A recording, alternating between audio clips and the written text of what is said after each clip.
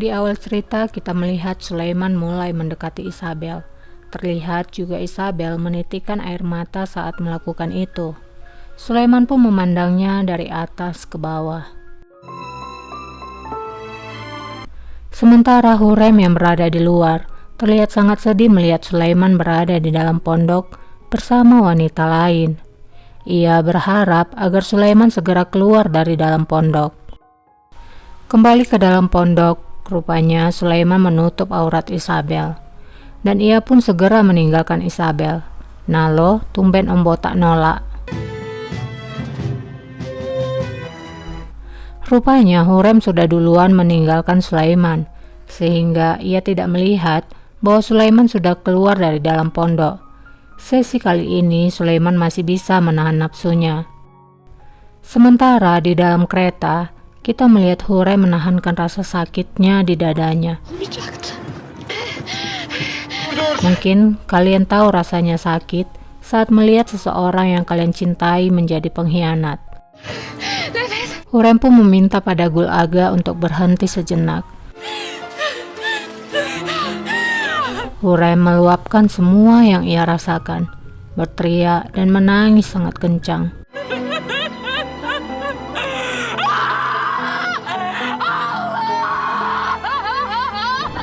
Kita mungkin mengatakan bahwa Sulaiman masih belum melakukan apapun pada Isabel. Jadi Hurrem hanya salah sangka pada Sulaiman saat ini. Tapi perlu kita tahu, selama ini wanita yang tidur dengan Sulaiman itu sangat banyak. Bahkan sahabat Hurrem sendiri diembat sama Sulaiman. Jadi inilah bentuk rasa kecewa, sakit, dan derita yang selama ini Hurrem pendam. Terkadang orang yang kalian cintai adalah orang yang paling banyak menyakiti. So, tetap waras aja dan jangan mencintai manusia terlalu banyak, dan jangan terlalu menggantungkan kebahagiaan kalian kepada manusia. Oke, kita kembali lagi ya. Tibalah malam hari.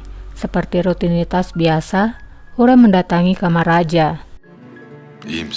Raja yang sebelumnya sudah melihat kemolekan tubuh Isabel, kini membayangkan saat bersama Hurrem.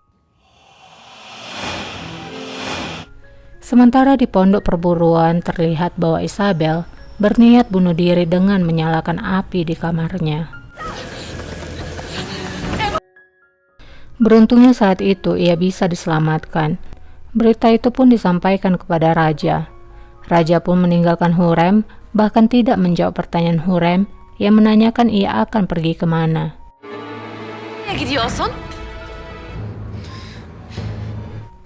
Raja akhirnya sampai di sana dan melihat putri Isabel yang terduduk lemas.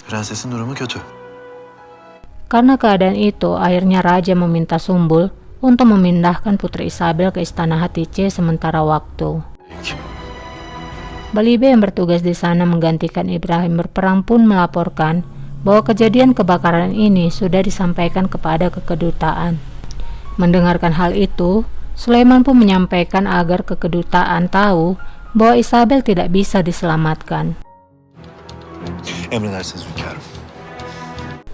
Licik ya si Sulaiman ini. Keesokan paginya rombongan Sumbul dan Putri telah sampai di istana Ibrahim. Putri pun disambut di sana. Balibe juga menyampaikan pada Griti kejadian naas yang menimpa Putri Isabel, bahwa nyawanya tidak bisa diselamatkan. Jadi, Griti akan menjadi perantara untuk menyampaikan berita itu kepada kedutaan.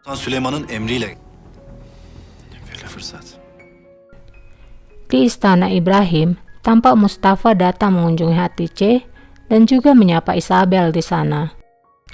Griti pun menyampaikan berita duka itu kepada kedutaan. Mendengar berita itu, mereka pun meminta pada Griti untuk berusaha melepaskan Pangeran Frederick dan mereka akan membayar berapapun yang ia minta. Kita kembali lagi ke istana Ibrahim. Kini Hurrem dan Mahidevran sudah berada di sana untuk menjemput Mustafa. Saat berada di dalam, Hatice pun memperkenalkan putri Isabel. Hurrem pun terkejut dan menatap Isabel dengan sorot kebencian.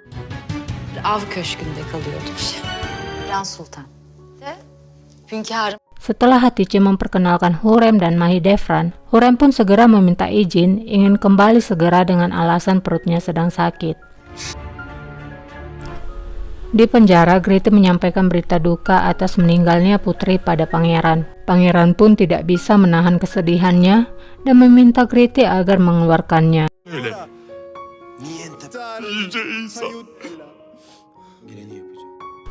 Malamnya Raja memeluk Hurrem. Di sana, Hurrem sama sekali tidak menunjukkan kebenciannya atas Putri Isabel. Sebaliknya, ia mengatakan pada Sulaiman agar putri tersebut lebih baik ditempatkan di sini.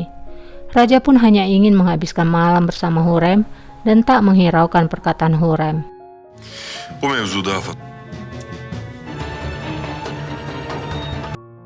Di pagi hari, tampak Ibrahim telah kembali ke istana dan ia melaporkan keberhasilannya pada Sulaiman.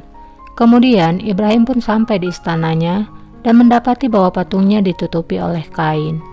Nigar pun menghampirinya dan menjelaskan bahwa itu adalah permintaan dari Hatice. Ibrahim pun menuju Hatice. Hatice sangat senang ketika melihat suaminya telah kembali. Kemudian mereka pun keluar. Melihat patung-patung sudah dibuka, maka Hatice menanyakannya kepada Nigar.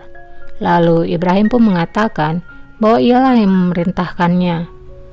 Hatice hanya takut kalau kesialan akan menimpa mereka lagi, tapi Ibrahim menenangkan istrinya.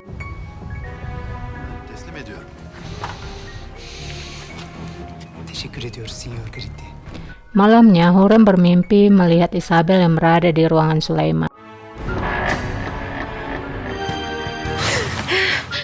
Hingga itu pun membuatnya terbangun.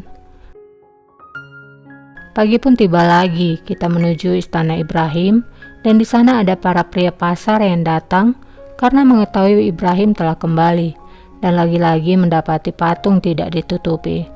Mereka pun tidak menyukai hal itu. Sama seperti sebelumnya, mereka pun bergosip di pasar tentang Ibrahim.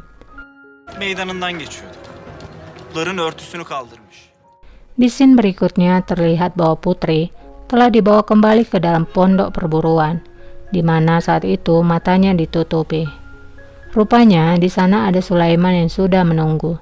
Sulaiman pun membuka penutup mata Isabel.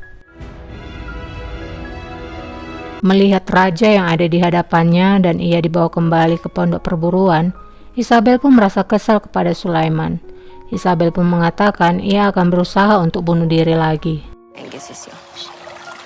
Tapi inilah yang dilakukan oleh Sulaiman. Hap, lalu ditangkap. Nah, loh. Isabel dicaplok aja nih sama raja pas lagi ngomel. Apakah kali ini Sulaiman akan melakukan kelakuan bejatnya?